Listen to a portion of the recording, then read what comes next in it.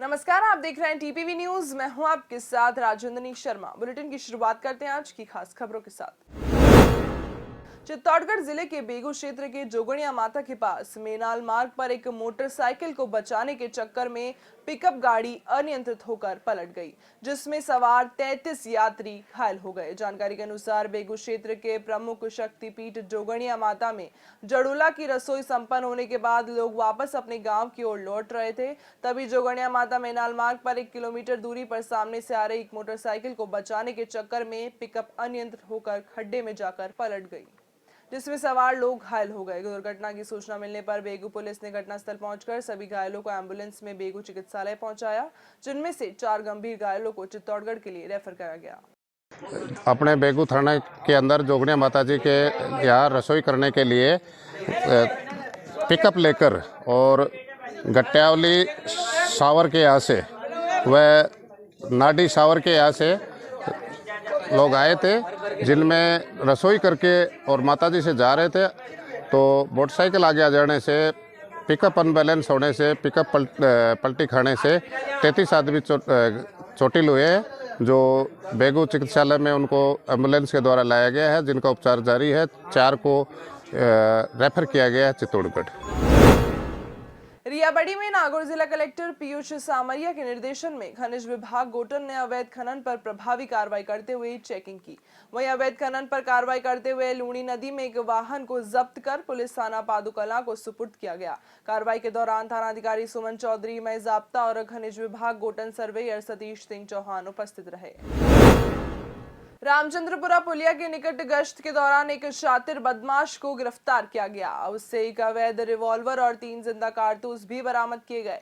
कुमारपुरा थाना सीआई लखनलाल मीणा ने बताया कि गश्त के दौरान छावनी रामचंद्र पुलिया के पास से एक शातिर बदमाश साहिल को गिरफ्तार किया गया। पुलिस ने इसे न्यायालय में पेश कर 1 दिन के रिमांड पर लिया। आरोपी से पूछताछ की जा रही है। आपको बता दें कि पकड़े गए आरोपी के खिलाफ विभिन्न थानों में 4 आपराधिक मुकदमे भी चल रहे हैं।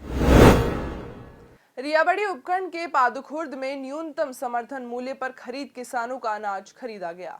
बता दें कि चना और सरसों को बेचने के लिए अब किसानों को दर दर नहीं भटकना पड़ेगा। मेड़ता कृषक क्रय विक्रय सरकारी समिति लिमिटेड के मुख्य व्यवस्थापक मांगीलाल शर्मा ने बताया कि किसानों की सुविधा के लिए पादुखुर्द कस्बे में न्यूनतम समर्थन में खरीद शुरू की गई। पादुखुर्द स्थित ग्राम सेवा सहकारी समिति लिमिटेड में समर्थन मूल्य पर चना और सरसों खरीद का कार्य शुरू किया गया। नावा सिटी में सिराजुद्दीन कुरैशी और मोहसिन कुरैशी के घर पर रोजा इफ्तार पार्टी रखी गई, जिसमें उप मुख्य सचेतक और नावा विधायक महेंद्र चौधरी ने शिरकत की। जानकारी के अनुसार रोजा इफ्तार पार्टी में चौधरी के अलावा कांग्रेसी जिला उपाध्यक्ष माधव प्रसाद धूत, नावा कांग्रेस ब्लॉक अध्यक्ष बाबूलाल बजाज सहित कई लोग मौजूद रहे। करेड़ा में पूर्व मंत्री राजेंद्र सिंह राठौड़ के जन्मोत्सव को लेकर रक्तदान शिविर का आयोजन किया गया, जिसमें 92 यूनिट रक्त संग्रहण किया गया। आपको बता दें कि जिला परिषद सदस्य शांता गुर्जर ने रक्तदान शिविर का आयोजन करवाया, जिसमें जिला भाजपा महामंत्री मुरलीधर जोशी मदन सहित कई ग्रामीण ने भाग लिया।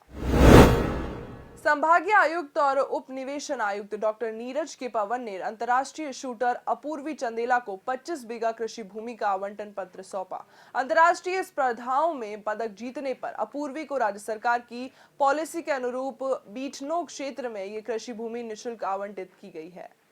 मैं यही कहना चाहूँगी कि स्पोर्ट्स वालों के लिए काफ़ी अच्छी स्कीम है, क्योंकि इससे और बढ़ावा मिलता है और मोटिवेशन मिलता है कि हम और मेहनत करें और आगे बढ़ें और देश का नाम और रोशन करें। और हमें देख के यही आशा रहती है कि जो देश का यूथ है और भी हमारे साथ जुड़े और स्पोर्ट्स की फील्ड में आए और तरक्की करें। देखिए, राज्य सरकार की जो नीति है उसके अनुरूप अपूर्वी को आज 25 बीघा लैंड दी गई है। उसने राजस्थान की बेटी ने पूरे देश का दुनिया में नाम रोशन किया है। तो राज्य सरकार ने जो पॉलिसी बना रखी है उसके अनुरूप उसको निःशुल्क लैंड दी गई है। बीकानेर संभाग की बेटियां भी इनसे प्रेरणा लेंगी। हमने जुलाई में एक बड़ा इंटरेक्शन प्रोग्राम भी रखने की प्लानिंग की है, जिसमें स्पोर्ट्स से जुड़ी हुई हमारी बीकानेर संभाग की बेटियाँ आएँ, अपूर्वी को अपना आइकन मानते हुए उनसे सीख लें और किस प्रकार परिवार के थोड़े से सहयोग के साथ अगर हमारी बेटी को अगर सही संरक्षण, सही राह और सही सहारा मिले, सही दिशा मिले, तो वो न केवल राज्य का बल्कि पूरे देश का नाम रोशन कर सकती हैं। अपूर्वी से प्रेरणा लेकर के बीकानेर संभाग की बहुत सारी बेटियां जरूर स्पोर्ट्स के सेक्टर में आगे बढ़ेंगी। इसी विश्वास के साथ आज अपूर्वी के साथ ये जो लैंड दी गई है, हमें पूरा भरोसा है कि जो आज अपूर्वी ने बीकानेर संभाग की बेटियों को मैसेज दिया है, उससे सभी बेटियां आगे बढ़ने का संकल्प जरूर लेंगी। बीकानेर में नगर निगम महापौर सुशीला कंवर आज पुरोहित अचानक निगम कार्यालय पहुंच जहां उन्हें कर्मचारी नदारत मिले और सफाई व्यवस्था भी बदहाल दिखी। औचक निरीक्षण के दौरान मेयर को निगम के अधिकांश अधिकारी अनुपस्थित मिले, जिसे लेकर मेयर ने नाराजगी जताई। देखिए, सबसे पहले मैं यही कहूँगी कि आज जो हमने निरीक्षण किया उसका उद्देश्य ये था कि कलेक्टर साहब भी आके गए, डीसी साहब भी आके गए, तो क्या निगम में सुधार हुआ या नहीं, उसके मूल्यांकन के लिए आज औचक निरीक्षण रखा गया था। लेकिन यथावत स्थिति मिली है, जो डिपार्टमेंट जिसको दिया गया है या संभालने को दिया गया है वो सब गायब है। वो बाबू और क्लर्क या सफाई कर्मचारियों के भरोसे ऑफिस पड़े हैं। अभी आपके सामने सारा निरीक्षण हुआ, एक भी ऐसा डिपार्टमेंट नहीं है जिसमें मुझे वहाँ पे डिपार्टमेंट को संभालने वाला हेड मौजूद मिला हो और मैं उनसे पूछ सकूँ कि क्या चल रहा है या क्या नहीं। तो ये स्थिति इसीलिए बन रही है क्योंकि यहाँ पर परमानेंट आयुक्त नहीं है। हम सरकार को लिख के थक चुके हैं कि नगर निगम बीकानेर के साथ ऐसा नहीं करे। निगम एक ऐसी व्यवस्था है जो धरातल पे काम करती है, डेली रोजमर्रा के काम करती है, जनता की हर दिन की दिक्कतें दूर करती है। और वहाँ के ये हालात है, ना तो हमारे पास पूरा स्टाफ है और जो स्टाफ है उसमें भी जो ऊपर का पूरा संभालने वाले हैं वो सारे के सारे गायब रहते हैं। वो फील्ड में वर्क कौन से फील्ड में वर्क करते हैं वो हमें आज दिन तक नहीं दिखा।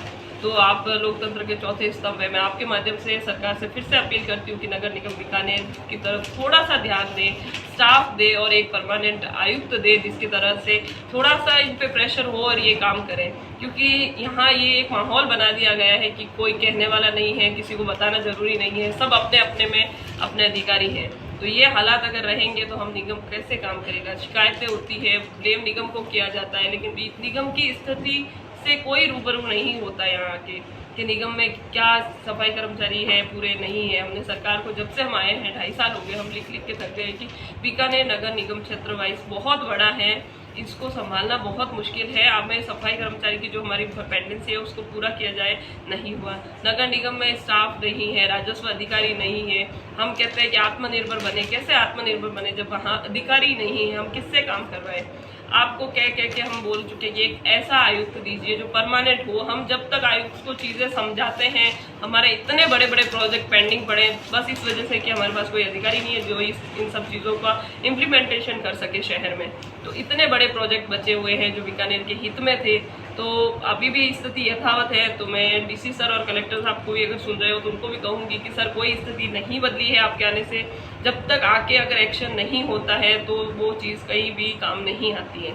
आप बिल्कुल हर एक शहरवासी को उम्मीद होती है हमारे घर के आसपास सफाई हो, हमारे डेली यहाँ पे हो, बीकानेर हरा भरा हो, सब चीज़ों को लेके डेवलपमेंट हो, सड़कें अच्छी हो, सब हो। लेकिन वो तभी होगा जब निगम में प्रॉपर स्टाफ होगा, हम पूरा हमारा आत्मनिर्भर बनेंगे, हम यूडी टैक्स कलेक्ट करेंगे, बाकी अन्य चीज़ जितने भी है एक्स्ट्रा रेवेन्यू से हम पैसे लाएंगे और वो पैसे फिर फील्ड में। स्वामी केशवानंद राजस्थान कृषि विश्वविद्यालय के राष्ट्रीय बीज परियोजना कार्यालय में उन्नत किस्मों के बीजों की ग्रेडिंग और पैकेजिंग का कार्य चल रहा है। अतिरिक्त निदेशक डॉक्टर NK शर्मा ने बीज विधायन संयंत्र में चने की ग्रेडिंग कार्य का मुआयना करते हुए बताया कि राजस्थान के साथ साथ पूरे देश में संस्था के बीजों की बहुत मांग रहती है। उत्तर पश्चिम रेलवे की मुख्य वाणिज्य प्रबंधक अर्चना श्रीवास्तव ने बीकानेर रेलवे स्टेशन का निरीक्षण किया। इस दौरान मुख्य वाणिज्य प्रबंधक अर्चना श्रीवास्तव ने बीकानेर स्टेशन पर यात्री सुविधाओं की जानकारी ली। इसके साथ ही अतिरिक्त आरक्षण कार्यालय, पार्सल कार्यालय और TTI लॉबी की व्यवस्थाओं का भी जायजा लिया और मौजूद अधिकारियों को आवश्यक निर्देश भी प्रदान किए। फिलहाल इस बुलेटिन में इतना ही। देश दुनिया से जुड़ी तमाम खबरों को देखने के लिए देखते रहिए TPV न्यूज। नमस्कार।